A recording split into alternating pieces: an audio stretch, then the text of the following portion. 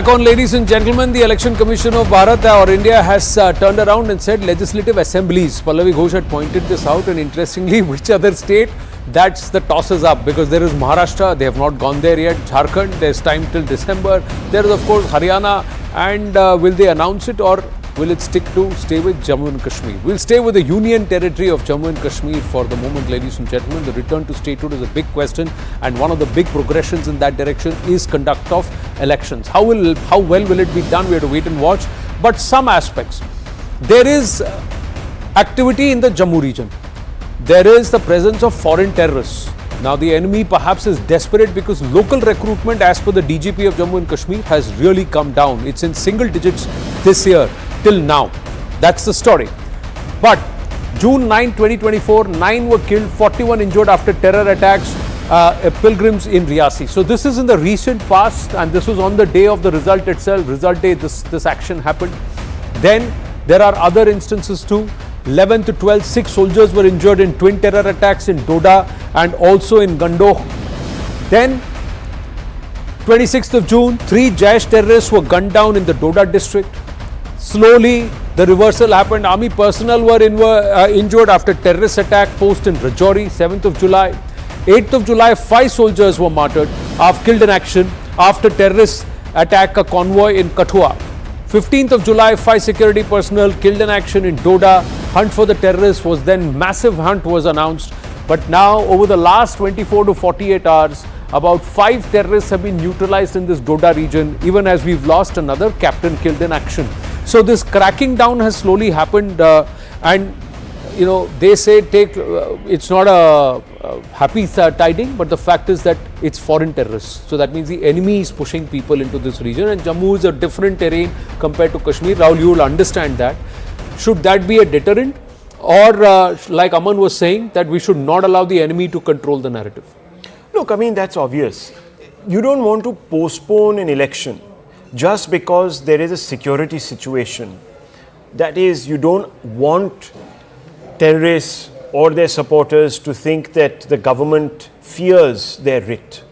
You have to establish that the writ, you are exercising the writ. It's not somebody else. So from that point of view, of course, there is no doubt about it. If you have to hold elections to prove a point, then that election must be held to prove that particular point, that we still hold the card in Jammu and Kashmir. No one can dictate hum jhukenge nahi.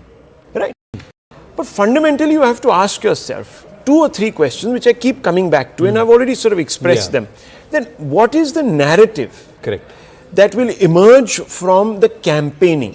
That is my particular fear. Are we going to go back to that point in time where all those old, that Pandora's box will be opened and all the old issues will be trundled out one by one? Or, as you have been saying, has significantly the populace in Jammu and Kashmir put the past behind them and now are looking at a post-370 future where their association with the state is much clearer now, at least at this moment, and an administration they trust, they believe, is giving them what they promised would be given to them. After all, look, Kashmir has been ruled by Kashmiri parties for 70 years. Till the last election, 2014. Here is the thing. These parties didn't do anything except for constantly blame the center.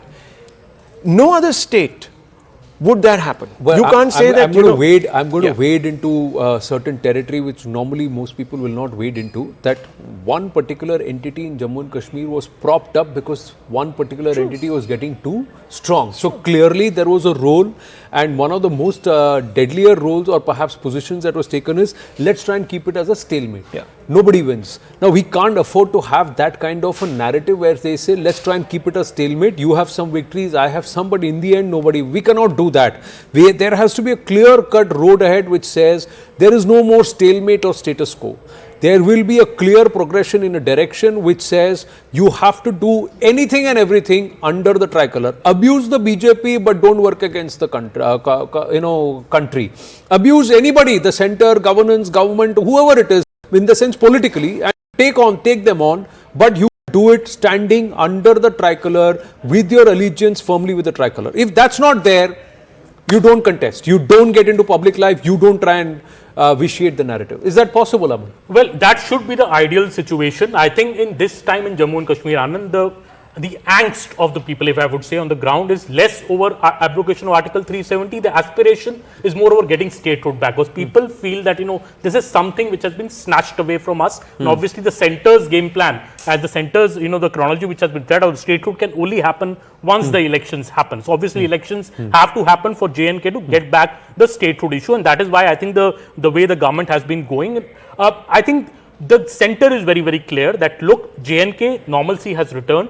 Yes, there have been attacks in Jammu, and as we discussed, most of these attacks are by foreign terrorists. Yeah. The local, as we said, the local terrorism in J&K is down. That's a big, big achievement of the centre, because over the years, the local, the all stone pelting is over, there are no hartals anymore. There is no local terrorism emanating there. It is such a situation that Pakistan has been forced to send foreign terrorists from its soil to disturb the situation in Jammu so that elections can be derailed. Right. Dr. Nikul Patel is with us. Ishan Wani is with us. Ishan, just let's listen into Dr. Nikul Patel, a Congress leader, and then I'll come across to you. Just stay on with us, Ishan. Yes, Nikul ji, what's your thought? Ahmed Ayaz is also with us, ji. And I'm going to check if Mr. Rajgopal still remains with us. Yeah, okay. Yes, Nikul ji. When we talk of central ruled Bharatiya Janata Party, they were not in any interest of holding the election. First thing, it's the Supreme Court that has given the order, and now it is the compulsion for the government to hold the election. First thing. Second thing, whatever foreign people or whatever what we are telling that they don't want Jammu and Kashmir election to be held. Now it's the responsibility of the central government and especially the Home Ministry to hold the election free and fair as well as the peacefully without any kind of incident being happened there.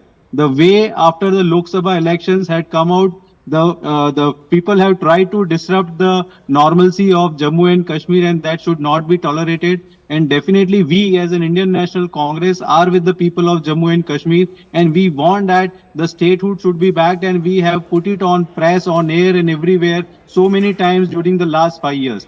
Now it's the matter of all our countryhood that under the tricolor everyone must come out, and we must bring the normalcy and democratic process back to statehood of Jammu and Kashmir. I think people of Ladakh are also standing and for their statehood back. So now it's the matter, only thing that election must happen, and those who want to participate in the free and fair process must participate irrespective of the political party, whether BJP wins, Congress wins, PDP wins or any wins there. But the representation of people with their local problems is now utmost necessary, because Bharatiya Janata Party feels that they have restored the peace into the valley. Right.